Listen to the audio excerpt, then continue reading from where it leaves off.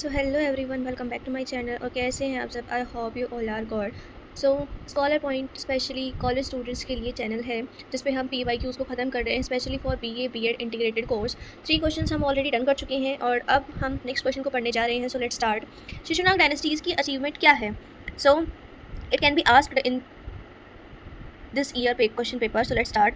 Shishunaga dynasty second dynasty थी मगध के अंदर जिसके फाउंडर थे शिशुनाग, एक मिनिस्टर जिसने हरियंक डायनेस्टी को जो है ओवरथ्रू किया। उनकी इंपॉर्टेंट अचीवमेंट ये है कि उन्होंने अवंती की पावर को डिस्ट्रॉय किया जो मगध का ग्रेटेस्ट राइवल रहा था सदियों से। शिशुनाग एक मिनिस्टर थे जिसने नंद शाखा को ओवरथ्रू किया जो लास्ट हरियंक किंग थे, और उन्होंने अपनी नई डायनेस्टी को जो है बसा दिया। उनकी ग्रेटेस्ट अचीवमेंट क्या थी कि उन्होंने प्रादेयोत डायनेस्टी जो अवंती में थी उसको डिस्ट्रॉय किया। अवंती सबसे बड़ा राइवल था ओवर 100 ईयर्स मगध का। तो शिशुनाग ने इस राइवलरी को परमानेंटली एंड कर दिया। ऑल्सो इन्होंने वत्स की पावर को और अदर किंगडम की पावर को भी रिड्यूस किया। उसके बाद में इन्होंने कैपिटल जो थी मगध की उसको वैशाली बना दिया। फिर नेक्स्ट है काला अशोक। काला अशोक को हम काकवर्ण भी बोलते हैं क्योंकि और ये बेटे थे शिशुनाग के, और ये सेकंड रूलर थे शिशुनाग डायनेस्टी के। So he was the son of Shishunaga also known as Kakavarna Kala Ashoka. He was very very very dark complex colour था उनका, सो दैट्स वाई उनको हम काकवर्ण भी बोलते हैं। सेकंड बुद्धिस्ट काउंसिल जो है इनके अंडर इनके पैट्रोनेज में हेड हुई वैशाली के अंदर। ये काउंसिल बहुत इंपॉर्टेंट थी क्योंकि इसमें डिस्कस हुआ कि वेदर जो बुद्धिस्ट मॉन्क्स हैं वो उनको स्ट्रिक्ट रूल फॉलो करने चाहिए कि नहीं करने चाहिए, इस चीज़ का इसमें डिस्कशन हुआ। और मेजर स्प्लिट जो है बुद्धिज्म की वो अब यहाँ से जो चीज़ें हैं वो दो ग्रुप्स में बट गई, शतिवर्दानीस और महासंगिकाज। और दोबारा से काला अशोक ने जो कैपिटल थी वैशाली से दोबारा से कहाँ उठा कर ले गए पाटलिपुत्र में, और बाद में इनका मर्डर किया नंदा डायनेस्टी स्पेशली महापद्मनंदन ने, और उसके 10 जो बेटे थे उनको भी मार दिया और काला अशोक को भी मार दिया। किसने? महापद्मनंदन ने। ओरिजिन ऑफ नंदा डायनेस्टी का ओरिजिन और उसका downfall. Nanda dynasty third dynasty थी मगध की जिसको महापद्मनंदन के फाउंडर थे, जिसको उग्रसेन भी बोलते हैं। ये फर्स्ट लो कास्ट डायनेस्टी इन्होंने अपनी बनाई, यानी कि नॉन क्षत्रिय थे, क्षत्रिय नहीं थे। अब तक की जो 2 डायनेस्टीज थी वो क्षत्रिय थी लेकिन ये नहीं थे। इनके पास लार्जेस्ट आर्मी थी एंशिएंट इंडिया के अंदर। और जो लास्ट नंदा रूलर थे डायनेस्टी के वो थे धनानंद, जिसको चंद्रगुप्त मौर्य ने ओवरथ्रू किया। क्षत्रिय एक रूलिंग कास्ट थी हिंदू कास्ट सिस्टम के अंदर। शूद्र लोवेस्ट कास्ट मानी जाती थी हिंदू कास्ट सिस्टम के अंदर। जो लेबरर्स और सर्वेंट होते थे उनको शूद्र बोला जाता था उस टाइम पे। ओरिजिन क्या है नंदा डायनेस्टी का? जो नंदा डायनेस्टी है उसका ओरिजिन थोड़ा सा कंट्रोवर्शियल है, डिस्प्यूटेड है। Ancient text different account provide करते हैं नंदा डायनेस्टी के ओरिजिन के बारे में। पुराण कहती है कि जो महापद्मनंदन थे वो इलिजिटिमेट यानी कि मैरिज से पहले ही बॉर्न हो चुके थे। एक बार्बर और एक शूद्र वुमेन के वो बेटे थे। जो लास्ट क्वीन बनी Shishunaga, who became the queen of last Shishunaga king, जो लास्ट शिशुनाग किंग की जो है रानी बनी। काला अशोक को ही किल्ड, उसने काला अशोक को मार दिया और उसके सन को भी यानी कि बेटे को भी मार दिया और अपनी पावर जो है सीज कर दी। जो बुद्धिस्ट टेक्स्ट है महावामसा उसने कंफर्म किया कि वो लो बर्थ यानी कि निचली कास्ट के थे। महापद्मनंदन फर्स्ट नंदा किंग थे, उनको डिस्ट्रॉयर ऑफ क्षत्रियास भी बोलते हैं क्योंकि उसने सारे के सारे क्षत्रिय रूलिंग फैमिलीज को जो है ओवरथ्रू किया। उसका his name itself means 9 Nandas. He was supposed to have 9 sons who ruled all after him. उसके नाम में ही 9 नंदाज आते थे। ये फर्स्ट नॉन क्षत्रिय डायनेस्टी थी। जो नंदा है उसने क्षत्रियों का जो डायनेस्टी वाला जो ट्रेडिशन था उसको ख़त्म किया और सोशल चेंज लेके आए, शोइंग दैट जो कास्ट बाउंड्रीज है पॉलिटिक्स में वो वीक है। ऐसा कोई नहीं है कि अगर कोई लो कास्ट है तो वो रूल नहीं कर पाएगा। क्या पावर और क्या अचीवमेंट रही? तो इनके पास में बहुत ज़्यादा ह्यूज आर्मी थी, लार्जेस्ट आर्मी एंशिएंट इंडिया की, जिसमें 2 लाख घोड़े, 20,000 कार्वेलरी इन्फेंट्री 2,000 रथ और 3,000 से 6,000 वॉर के लिए एलिफेंट्स थे। Alexander the great turn back from India. Alexander जो ग्रेट आ रहे थे चलते हुए पूरे के पूरे वर्ल्ड को कनकॉर्ड करते हुए, वो इंडिया से पार्शली लौट गए क्योंकि उनके सोल्जर्स ने जो है वो मना कर दिया कि अब इतनी बड़ी इंडिया की आर्मी देख के उन्होंने मना कर दिया कि अब हम नहीं लड़ेंगे। वास्ट एम्पायर था इनके पास में, ऑलमोस्ट सारा का सारा नॉर्थ इंडिया, पंजाब से लेके बंगाल तक, हिमालय से लेके विंध्या, सारी की सारी चीज़ें। इनॉर्मस वेल्थ थी, नोन एज वेल्थिएस्ट डायनेस्टी। क्यों थी इनॉर्मस ट्रेजरी इनके पास में? क्योंकि तीन डायनेस्टी का पैसा इनके पास में था, हरियंक, शिशुनाग और लास्ट में नंद डायनेस्टी। कैनाल्स थी, इरिगेशंस बनाए इन्होंने एग्रीकल्चर सिस्टम को इम्प्रूव करने के लिए। महापद्मनंदन फाउंडर थे नंदा डायनेस्टी के, डिस्ट्रॉयर ऑफ क्षत्रिय भी इनको बोलते हैं। सारी क्षत्रिय रूलिंग डायनेस्टी को इन्होंने ओवरथ्रू किया। इनको उग्रसेन भी बोलते थे, कुछ टेक्स्ट में इनको उग्रसेन भी बोला गया है। ये बहुत ही ज़्यादा पावरफुल थे कि ग्रीक अकाउंट्स इनको बोलते थे एग्रामीज। इन्होंने नॉर्थ इंडिया को यूनाइट किया एक पावरफुल रूल के अंदर, और ये फर्स्ट टाइम हुआ लेजेंडरी भारत के अंदर। क्या कॉजेज हुए नंदा डायनेस्टी के? ये जो डायनेस्टी थी ये पीपल इनको लाइक नहीं करते थे। अनपॉपुलर रूलर जो धनानंद था वो बहुत ज़्यादा ग्रीडी था, ऑप्रेसिव था, बहुत ज़्यादा क्रूअल था। उसने हैवी टैक्स लगा दिए हर चीज़ पे, बोट पे, ट्रीज पे, स्टोन्स पे, कैटल पे, हर चीज़ पे। सो पीपल जो है बहुत ज़्यादा फ्रस्ट्रेट हो गए, बहुत ज़्यादा एंगर उनके अंदर आ गया। लो बर्थ नंदा जो है लो कास्ट थे, इसलिए जो ब्राह्मण्स थे उन्होंने कभी उन्हें फुल्ली एक्सेप्ट किया ही नहीं। कौटिल्य जो चाणक्य थे वो एक ब्राह्मण थे, वो पर्सनली नंदास को बहुत ज़्यादा हेट करते थे। कौटिल्य का पर्सनल गज था उनके खिलाफ, यानी कि पर्सनल दुश्मनी थी उनकी। चाणक्य ह्यूमिलेट किए गए थे धनानंद के द्वारा उनके कोर्ट में, और उन्होंने वाव लिया था, एक शपथ ली थी कि मैं तुम्हारा बिल्कुल समूल नाश कर दूंगा। किसको? नंदा डायनेस्टी को। और उन्होंने ट्रेन किया चंद्रगुप्त मौर्य को ताकि नंदा डायनेस्टी को वो ओवरथ्रू कर पाए। अलेक्जेंडर इन्वेंशन, अलेक्जेंडर ने मगध को कभी कंकॉर्ड किया ही नहीं। उनका जो इन्वेंशन था वो वीकेंड हुआ, सिर्फ north western part of India तक ही वो आ पाए, और एक पावर वैक्यूम क्रिएट कर दिया उन्होंने कि चंद्रगुप्त जो है आसानी से एक्सप्लॉइट कर पाए। पीपल्स ने जो है लोगों ने सपोर्ट किया चंद्रगुप्त को। ऑर्डिनरी पीपल जो नंदा के जो ऑपरेशन था, जो नंदा इतनी बुरी तरीके से जो महापद नंदन जो इतनी बुरी तरीके से ऑपरेस कर रहा था लोगों को, इतने हैवी टैक्सेस लगा रहा था लोगों के ऊपर, सो जो ऑर्डिनरी पीपल थे उन्होंने चंद्रगुप्त मौर्य का बहुत ही अच्छी तरीके से वेलकम किया। मौर्यन एम्पायर, अशोक और post Mauryan dynasties. Conquest administration of Chandragupta Maurya को जो है डिस्कस कीजिए। तो चंद्रगुप्त मौर्य फाउंडर थे मौर्यन एम्पायर के, फर्स्ट एम्पायर जिसने सारे के सारे इंडिया को एक रूल के अंदर जो है यूनाइट कर दिया। कौटिल्य की हेल्प से उन्होंने नंदा को ओवरथ्रू किया और बाद में ग्रीक जनरल सेल्यूकस को भी हरा दिया। कन्क्वेस्ट ऑफ चंद्रगुप्त मौर्य, क्या क्या किया चंद्रगुप्त मौर्य ने? सबसे पहले नंदा डायनेस्टी को उखाड़ फेंका। कौटिल्य की स्ट्रेटेजी और ट्रेनिंग के साथ चंद्रगुप्त मौर्य ने अपनी आर्मी बनाई, कैप्चर किया सबसे पहले पंजाब को, नॉर्थ वेस्ट वाले इंडिया को। जब अलेक्जेंडर वापस लौट गए उसके बाद वो ईस्ट की तरफ चले और उन्होंने धनानंद को हरा दिया। उसके बाद उन्होंने पाटलिपुत्र को कैप्चर कर लिया और मगध के जो है वो राजा बन गए। फिर उन्होंने नॉर्थ वेस्ट इंडिया के ऊपर कॉन्कॉर्ड किया। अलेक्जेंडर की डेथ के बाद में उनका जो एम्पायर था वो टूटना शुरू हो गया। सो चंद्रगुप्त ने फटाफट से पंजाब, सिंध और सारे के सारे नॉर्थ वेस्ट एरिया पर जो है कब्जा कर लिया। और अलेक्जेंडर के जो जनरल थे निकानोर और फिलिप, उनको भी डिफीट कर दिया, हरा दिया। War with Seleucus Nicator Alexander के जनरल थे जो eastern part of Alexander empire पे जो है कंकोर करके बैठे हुए थे। चंद्रगुप्त ने उनको हरा दिया और पीस ट्रीटी के लिए सेल्यूकस ने चंद्रगुप्त को अफगानिस्तान की टेरिटरी, बलूचिस्तान और कुछ पार्ट ऑफ पर्सिया उन्होंने दिया। इन रिटर्न बदले में चंद्रगुप्त मौर्य ने जो है उनको 500 हाथी दिए और सेल्यूकस ने अपने एम्बेसडर मेगास्थनीज को भी भेजा चंद्रगुप्त के कोर्ट के अंदर। सदर्न कन्क्वेस्ट में चंद्रगुप्त जनरल जो थे भद्रबाहु, उन्होंने कैंपेन किया साउथ इंडिया की तरफ, लेकिन उनके शासनकाल के एंड तक चंद्रगुप्त ने ऑलमोस्ट हर एक जगह पर अपना कंट्रोल किया, लेकिन वो साउथ इंडिया पे ज़्यादा कंकॉर्ड नहीं कर पाए। एडमिनिस्ट्रेशन कैसा था चंद्रगुप्त मौर्य के शासनकाल के अंदर? उनकी कैपिटल थी पाटलिपुत्र जो आज का पटना है, जिसको मैगस्थनीज ने डिस्क्राइब किया है कि ये मोस्ट मैग्निफिकेंट यानी कि इंपॉर्टेंट सिटी थी पूरे वर्ल्ड के अंदर। काउंसिल्स ऑफ मिनिस्टर थे इनके पास में, चंद्रगुप्त के पास में काउंसिल ऑफ मिनिस्टर्स थे जिनको वो मंत्री परिषद बोलते थे। कौटिल्य खुद एक चीफ मिनिस्टर थे उनके दरबार के अंदर। प्रोविंसेस, एम्पायर जो है उनका प्रोविंसेस में डिवाइड था, हर एक प्रोविंसेस गवर्न किया जाता था रॉयल प्रिंस या फिर किसी सीनियर मिनिस्टर के द्वारा। स्पाई सिस्टम था, कौटिल्य का जो अर्थशास्त्र है वो डिस्क्राइब करता है स्पाई सिस्टम को कि हर सिटी में स्पाइस थे और हर टाउन में, हर विलेज में जो एम्परर यानी कि राजा को डायरेक्टली रिपोर्ट करता था कि कहाँ क्या चीज़ें चली हुई है। आर्मी, ह्यूज प्रोफेशनल आर्मी थी चंद्रगुप्त मौर्य के पास में। ग्रीक अकाउंट कहते हैं कि उनके पास में 6 लाख इन्फेंट्री, 30,000 कार्वेलरी और 9,000 हाथी थे। रिवेन्यू, लैंड टैक्स लेते थे वो, trade tax, mining tax, forest revenue, और ये गवर्नमेंट ऑफिशियल जो है इनको कलेक्ट करते थे। जस्टिस, एम्परर का जो कोर्ट होता था वो हाईएस्ट कोर्ट होता था और लोकल कोर्ट भी होते थे जो छोटे मोटे झगड़ों के लिए होते थे। Abdication and death, Chandragupta letter जो बाद में जो है इन्फ्लुएंस हुए जैन मंक भद्रबाहु से। उन्होंने गेव अप कर दिया अपने थ्रोन को और अपने जो उनके बेटे थे बिंदुसार, उनको राजपाट सौंप के वो चले गए भद्रबाहु के साथ में, और वहाँ पे उन्होंने फास्ट किया और वहाँ पे उन्होंने अपने जो है प्राण त्याग दिए। और ये जो जैन प्रैक्टिस थी इसको बोलते हैं शल्य खाना, यानी कि फास्ट करने से जो है पीसफुल डेथ मिलती है। ये कंफर्म करते हैं। ये चीज़ हमें कहाँ से पता चली? जो कर्नाटक का जो इंस्क्रिप्शन है वहाँ से हमें ये चीज़ें पता चलती है। बिंदुसार के ऊपर शॉर्ट नोट, तो बिंदुसार सेकंड मौर्यन एम्पायर थे, चंद्रगुप्त के बेटे थे। उन्होंने जो एम्पायर है उसको साउथ में बढ़ाने की कोशिश की। उनको स्लेयर ऑफ एनिमीज़ यानी कि अमित्र घाटा भी बोलते हैं, ग्रीक्स के द्वारा बोला गया है ये, और वो अशोक के जो है पिताजी थे। अमित्रगाह यानी कि किलर ऑफ एनिमीज़ उनको संस्कृत में, और ग्रीक्स ने उनको बोला है Amitrochates. Southern expansion, conquered, south India को उन्होंने कनकॉर्ड किया, डकन रीजन को, कलिंग जो आज का उड़ीसा है, और एक्सट्रीम साउथ को उन्होंने इंडिपेंडेंट छोड़ा। कॉन्टैक्ट किया उन्होंने ग्रीक्स के साथ में, डिप्लोमेटिक रिलेशंस बनाए। रिक्वेस्ट किया ग्रीक किंग एंथोस फर्स्ट को ताकि वो उन्हें क्या भेजे, स्वीट वाइन भेजे, ड्राइड फिग्स भेजे और एक फिलोसोफर भेजे। एंटोकस ने रिप्लाई किया कि वो हैप्पीली जो है वाइन भेज देंगे, फिग्स भेज देंगे, अंजीर भेज देंगे, लेकिन हम फिलोसफर यानी कि जो हमारा आदमी है, फिलोसफर है, दार्शनिक है, हम उसको भेजेंगे नहीं। रिलीजियस व्यू क्या था उनका कि वो आजीविका को जो है मानते थे। एक फैंटास्टिक रिलीजियस ग्रुप था जो fatalistic.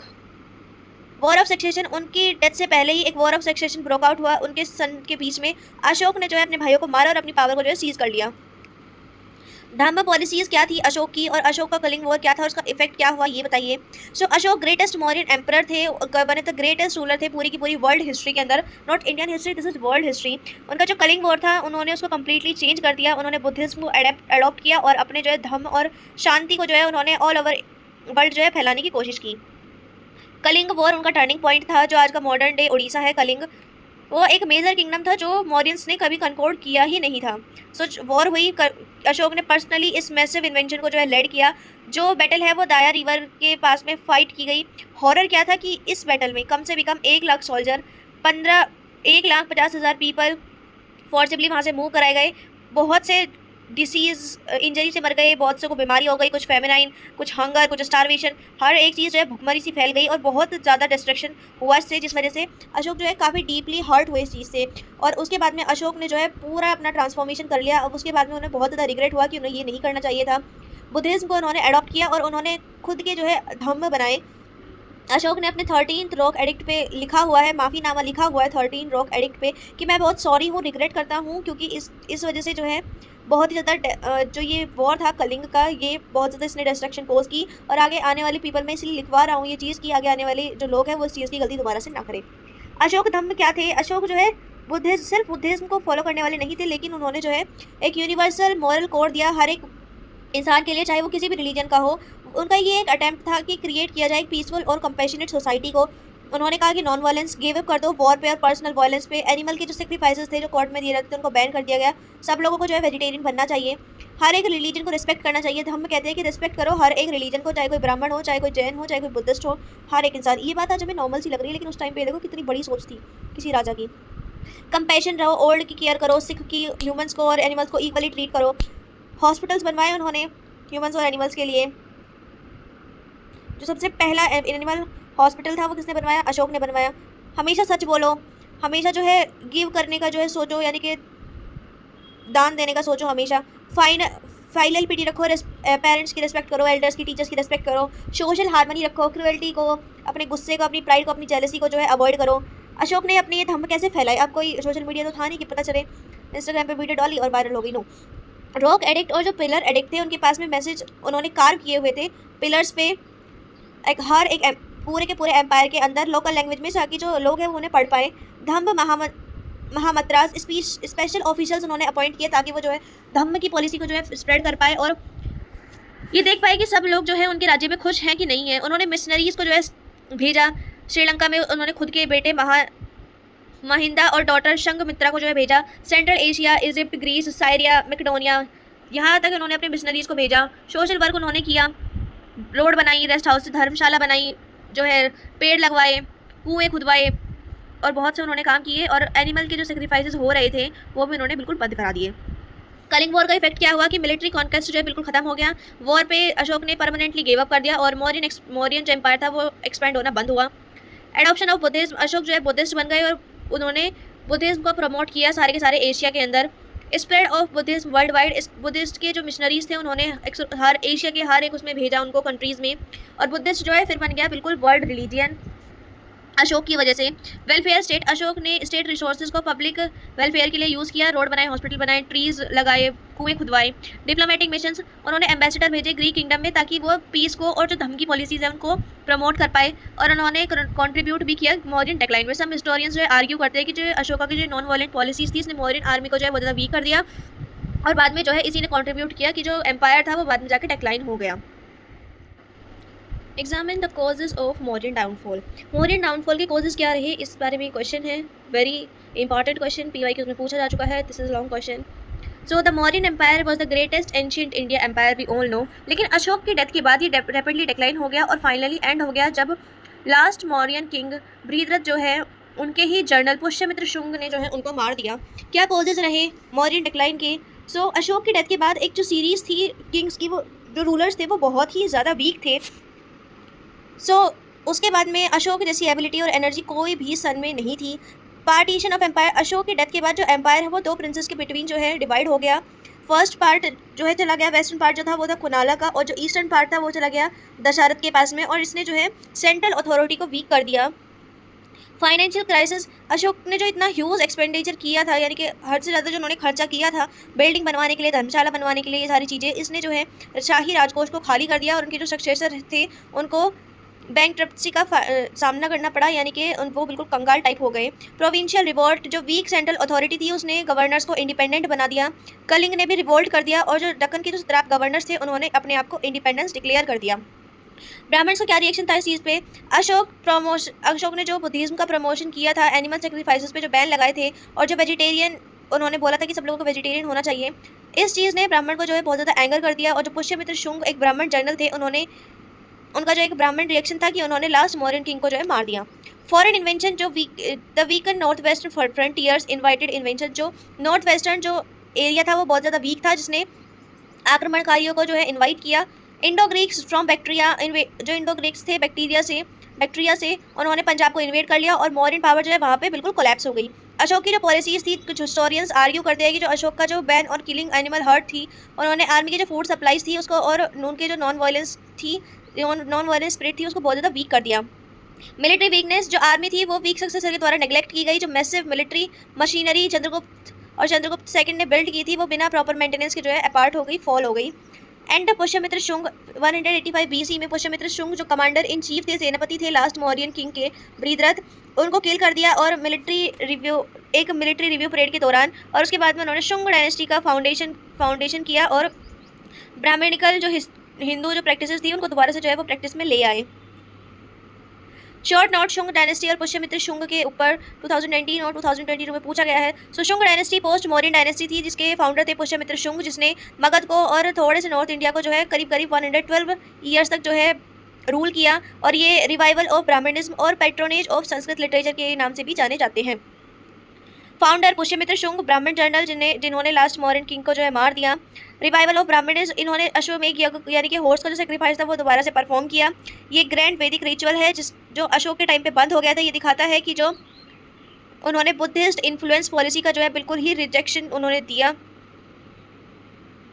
Wars repelled Greek inventions, जो नॉर्थ वेस्ट थे उन्होंने वॉर्स को फाउट किया विदर्भा और कलिंग के साथ में। लिटरेरी पैट्रोनेज, जो ग्रेट संस्कृत ग्रामेरियन पतंजलि थे जिन्होंने महाभाष्य लिखी, वो पुष्यमित्र के शासनकाल में जीवित थे। आर्ट एंड लिटरेचर पर उन्होंने क्या काम किया, तो उन्होंने पुष्यमित्र के जो रेन में पतंजलि थे उन्होंने लिटरेरी पैट्रोनेज पे काम किया। आर्ट एंड आर्किटेक्चर पे सांची का जो स्तूप था वो बहुत ही ज़्यादा डेवलप और ब्यूटीफाई किया गया शुंग पीरियड में। आयरनिकली इवन दो वो प्रो ब्राह्मण थे, लेकिन उन्होंने फिर भी जो बुद्धिस्ट आर्ट थी वो उनके शासनकाल में बहुत ज़्यादा फ्लरिश हुई। डेक्लाइन क्या हुआ, जो लास्ट शुंग किंग थे देवाभूति, वो एक वीक और प्लेजर लविंग शासन किंग थे। उनके जो मिनिस्टर थे वसुदेव कानवा, उसने उनको मार दिया और कानवा डायनेस्टी का जो है फाउंडेशन रख दी, नींव रख दी। Pushyamitra Shunga commander in chief थे, सेनापति थे लास्ट मौर्यन किंग बृहद्रथ के। उन्होंने बृहद्रथ को मारा एक मिलिट्री परेड के दौरान और अपनी पावर को सीज कर लिया। उन्होंने ब्राह्मणिकल जो ट्रेडिशन थे उनको दोबारा से परफॉर्म किया। यह जो अश्वमेध यज्ञ था उन्होंने 2 बार परफॉर्म किया और सक्सेसफुली उन्होंने इंडो ग्रीक्स के इन्वेंशन को जो है डिफेंड किया। और उनका जो शासनकाल था वो कंपोजिशन था पतंजलि के महाभाष्य के, देखा गया था कि वो कंपोजिशन है पतंजलि महाभाष्य के अंतर्गत उनके शासनकाल में ही सारी चीज़ें कंप्लीट हुई। शॉर्ट नोट ऑन खारवेल हाथी Gumpha inscription. Kharavela greatest king थे कलिंग के 1st सेंचुरी BC में। उनकी अचीवमेंट थी कि उनके अचीवमेंट का हमें कहाँ से पता चलता है, एलिफेंट केव इंस्क्रिप्शन, हाथी गुम्फा इंस्क्रिप्शन से, जो कहाँ पे है, उदयगिरी हिल्स में जो है भुवनेश्वर ओडिशा के पास में। Ruler of Kalinga 3rd king थे चेता डायनेस्टी के, जिन्होंने 1st सेंचुरी BC में रूल किया। हाथी गुम्फा इंस्क्रिप्शन A17 लाइन का इंस्क्रिप्शन है, वो जो ब्राह्मी स्क्रिप्ट में लिखा गया है। हाथी गुम्फा केव के ऊपर यानी कि नकाशी की गई है इस इंस्क्रिप्शन की। और मोस्ट इंपॉर्टेंट सोर्स है ये खारवेल हिस्ट्री का, जो प्राकृत लैंग्वेज में लिखा गया है। मिलिट्री कैंपेन, इन्होंने बहुत से मिलिट्री कैंपेन को जो है कंडक्ट किया। इन्होंने मगध के अगेंस्ट जो है मार्च किया, डिफीट किया यादव किंग वेस्टर्न इंडिया के अंदर, और कंडक्ट किया है कैंपेन साउथ के लिए भी। पैट्रॉन थे जैनिज्म के। इन्होंने जैनिज्म जो टेंपल थे उनको रिनोवेट कराया और जो मोनेस्ट्रीज थी कलिंग के अंदर उनको भी जो है दोबारा से रिनोवेट करवाया। और एक ग्रेट जैन असेंबली को इन्होंने कंडक्ट किया, ऑर्गेनाइज किया। ब्रॉट बैक स्टैचू, जो इंस्क्रिप्शन है वो कहते हैं कि जो खारवेल है उसने रिकवर्ड किया एक जैन आइडल को, जो फर्स्ट तीर्थंकर थे जो कलिंग के द्वारा ले जाया गया था, नंदा जो किंग थे उनके द्वारा। ये एक ग्रेट मैटर था प्राइड का, इसलिए वो जो है उस आइडल को वापस लेके आए। वेलफेयर के लिए उन्होंने क्या वर्क किया, कैनाल्स खुदवाई, रोड बनवाई, ऑर्गेनाइज किए टैंक यानी कि रिजर्वियर फॉर टैंकर्स पीपल के लिए। ग्रेट पेट्रॉन थे वो आर्ट के, उन्होंने लिटरेचर को, म्यूजिक को, डांस को पूरा का पूरा जो है सपोर्ट किया। और ये जो डिस्क्रिप्शन है मेंशन करता है कि वो उनको जो है आर्ट जो थी वो चाइल्डहुड से ही पसंद थी। इंडो ग्रीक्स, कुषाण और कनिष्क सातवाहन। इंडो ग्रीक्स और अलेक्जेंडर इन्वेंशन का इफेक्ट। सो इंडो ग्रीक रूलर जिन्होंने अपने नॉर्थ वेस्टर्न इंडिया में जो है किंगडम को बसा लिया अलेक्जेंडर इन्वेंशन के बाद में, उन्होंने बैक्ट्रिया और नॉर्थ वेस्टर्न इंडिया को जो है 180 BC से 10 BC तक जो है रूल किया। मोस्ट फेमस रूलर थे इसके मिनांडर। अलेक्जेंडर की इन्वेंशन का इफेक्ट क्या हुआ, पॉलिटिकल इम्पैक्ट क्या पड़ा, अलेक्जेंडर इन्वेंशन ने जो है डिस्ट्रॉय कर दिए स्मॉल किंगडम जो नॉर्थ वेस्ट इंडिया में चल रहे थे, जिसने जो है पॉलिटिकल वैक्यूम क्रिएट किया। और चंद्रगुप्त मौर्य ने इसको यूज़ किया अपने फायदे के लिए, अपने एम्पायर को बिल्ड करने के लिए, जब अलेक्जेंडर जो है चले गए। Cultural contact, for the first time पहली बार जो ग्रीक और इंडिया की जो सिविलाइजेशन है वो डायरेक्ट कॉन्टैक्ट में आई, जिस वजह से कल्चर चेंज हुआ और इंडियन फिलोसफी ग्रीस तक पहुंची। ग्रीक आर्ट ने इंडियन स्कल्पचर्स को जो है इन्फ्लुएंस किया। Gandhara art, most lasting cultural effect रहा गांधार स्टाइल, जो कंबाइन आर्ट है इंडियन आर्ट की और ग्रीक आर्ट की। जो फर्स्ट इमेजेस है बुद्धा की वो गांधार स्टाइल में क्रिएट की गई है, जिसमें दिखाई देती है ग्रीक फेशियल फीचर्स और ड्रेप रोब्स। बुद्धा की जो इमेजेस हैं उनके अंदर हिस्टोरिकल रिकॉर्ड्स, ग्रीक जो हिस्टोरियंस है वो डिटेल अकाउंट प्रोवाइड करते हैं इंडिया के बारे में, जो इंपॉर्टेंट हिस्टोरिकल सोर्सेज भी हैं। ट्रेड, अलेक्जेंडर ने ट्रेड रूट्स को ओपन कर दिया इंडिया और मेडिटेरियन वर्ल्ड के बीच में, जो दोनों रीजन्स को कई सेंचुरीज तक जो है फ़ायदा होता रहा, जिस वजह से। कॉइनेज, ग्रीक ने इंट्रोड्यूस किया कॉन्सेप्ट ऑफ पोर्ट्रेट कॉइन्स कि जो राजा का जो फेस है वो शो किया जाए कॉइन्स के ऊपर, जो इंडियन रूलर्स ने बाद में अडॉप्ट किया। किसने किया था, मोस्टली जो हमें एग्जांपल पता है जो हम लिख सकते हैं वो है समुद्रगुप्त का। उन्होंने जो है अपना कॉइन चलवाया जिसपे वो वीणा बजाते हुए बैठे हुए थे। एस्ट्रोनॉमी, ग्रीक नॉलेज जो है एस्ट्रोनॉमी की, उसने इंडियन एस्ट्रोनॉमी को इन्फ्लुएंस किया, स्पेशली डेवलपमेंट ऑफ एस्ट्रोलॉजी और calendar system. Indo Greek rulers का शॉर्ट नोट थोड़ा सा। अलेक्जेंडर की डेथ के बाद जो ग्रीक सक्सेसर थे बैक्ट्रिया के अंदर, ग्रेजुअली उन्होंने एक्सटेंड कर दिया अपना कंट्रोल नॉर्थ वेस्टर्न इंडिया से। डेमेट्रियस जो फर्स्ट इंडो ग्रीक रूलर थे जिन्होंने इंडिया को कंकॉर किया, और इसको किंग्स ऑफ इंडियन भी बोलते हैं हम। Menander most famous Indo Greek ruler थे, इसको मिलिंडा भी बोला गया है बुद्धिस्ट टेक्स्ट के अंदर। इनका फेमस फिलोसफिकल डायलॉग था, जो बुद्धिस्ट मॉन्क नागसेना के साथ में इनकी जो बातचीत हुई उसको पाली टेक्स्ट मिलिंद पन्हा में जो है लिखा गया है। जो क्वेश्चंस थे मिलिंडा के, उन्होंने नागसेन से जो क्वेश्चंस किए वो पूरी की पूरी चीज़ें पाली जो टेक्स्ट है महापन्हा उसमें लिखी हुई है। मिनेंडर जो है एक बुद्धिस्ट बन गए और उनको अब उनके जस्टिस और विजडम के लिए जाना जाता है, रिमेंबर किया जाता है।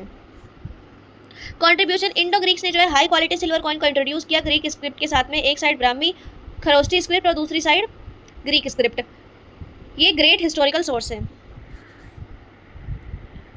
डिस्कस कनिष्क रेन, कनिष्क के शासनकाल को डिस्कस कीजिए। तो कनिष्क एक ग्रेटेस्ट रूलर थे कुषाण डायनेस्टी के, उन्होंने पेशावर को रूल किया। उनका जो शासनकाल था वो फेमस है प्रमोशन ऑफ बुद्धिज्म की प्रमोशन के लिए चौथी बौद्ध संगीति यानी कि फोर्थ बुद्धिस्ट काउंसिल उन्होंने करवाई। गांधार आर्ट, और उनकी वास्ट एम्पायर फैला हुआ था सेंट्रल एशिया से वाराणसी तक।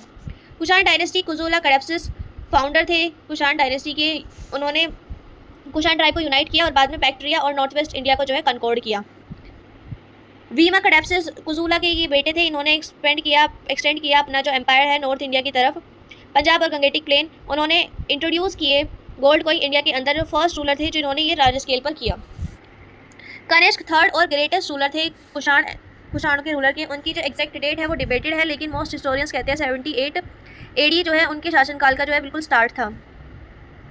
कनिष्क एम्पायर, उन्होंने अपनी कैपिटल बनाई पेशावर, जो आज का मॉडर्न पाकिस्तान है। वास्ट एम्पायर था उनका, सेंट्रल एशिया, अफगानिस्तान, पाकिस्तान, कश्मीर, पंजाब, मथुरा, वाराणसी। सबसे लार्जेस्ट एम्पायर रहा ये एंशिएंट वर्ल्ड का, और इनकी कैपिटल्स मल्टीपल थी, पेशावर, मथुरा और तक्षशिला। कनिष्क और बुद्धिज्म, इन्होंने कनिष्क ने चौथी बौद्ध संगीति कराई, क्योंकि वो बहुत बड़े भक्त थे, भक्त नहीं कह सकते, पैट्रोन थे, फॉलोवर थे बुद्धिस्ट के। उन्होंने अदर रीजन को भी एक्सेप्ट किया, टॉलरेबल थे वो हर एक रिलीजन के लिए, लेकिन वो जो है पैट्रोन थे बुद्धिज्म के। उन्होंने कुंडल 1 कश्मीर में जो है फोर्थ बुद्धिस्ट काउंसिल कराई, प्रिसाइडेड बाय मॉन्क वसुमित्र और अश्वघोष के साथ में जो ग्रेट स्कॉलर पोएट थे बुद्धिस्ट के, वो भी वहाँ पे प्रेजेंट थे। The council compiled Buddhist and scriptures, और उनके ऊपर जो है उन्होंने संस्कृत की जो है वहाँ पे एक्सप्लेनेशन लिखी गई। महायान बुद्धिज्म, इस काउंसिल ने फाइनली बुद्धिज्म को जो है 2 पार्ट्स में डिवाइड कर दिया, हीनयान और महायान। हीनयान यानी कि स्मॉलर व्हीकल, ओल्डर पुराने लोग और जो बिल्कुल स्ट्रिक्ट चीज़ों को लेके चलते हैं। और महायान ग्रेट व्हीकल जो न्यूअर है और मोर एसेसिबल है, जो चाइना, जापान और कोरिया तक जो है फैला हुआ है। कनिष्क ने भी महायान को जो है सपोर्ट किया। कनिष्क कल्चरल अचीवमेंट, कनिष्क की कल्चर पे क्या अचीवमेंट रही? गांधार आर्ट। कनिष्क के शासनकाल के अंदर जो गांधार आर्ट थी, जो ब्लेंड थी ग्रीक और बुद्धिस्ट आर्टिस्टिक स्टाइल का, वो अपने पीक पर थी। ब्यूटीफुल स्कल्पचर्स बनाए गए इस टाइम पे बुद्धा के, और ग्रीक इन्फ्लुएंस स्टाइल से क्रिएट की गए। मथुरा आर्ट अनदर स्टाइल जो प्योरली इंडियन थी, रेड सैंडस्टोन पे और ज़्यादा सिम्बॉलिक थी। बहुत जो है आर्ट जो है फ्लरिश किया इसने कनिष्क के शासनकाल के दौरान। लिटरेरी पैट्रोनाइज ग्रेट स्कॉलर्स, अश्वघोष जिसने बुद्ध चरिता लिखी संस्कृत के अंदर, life of Buddha. Nagarjuna philosopher थे। Charaka medical scholar, ancient medical text के अंदर। कॉइन्स, कनिष्क के जो कॉइन्स थे वो दिखाते थे Buddha, Greek God, Iranian God, Hindu God, और ये दिखाते थे कि वो हर एक रिलीजन को जो है उनकी तरफ टॉलरेबल थे, उनकी जो रिलीजियस थी वो टॉलरेंस थी। कनिष्क के सक्सेसर्स हुबी विष्का जो सन थे कनिष्क के, उन्होंने एम्पायर को मेंटेन रखा। उनके जो कॉइन्स है वो शो करते हैं वेरियस गॉड्स को। उनका शासनकाल भी काफ़ी लंबा रहा।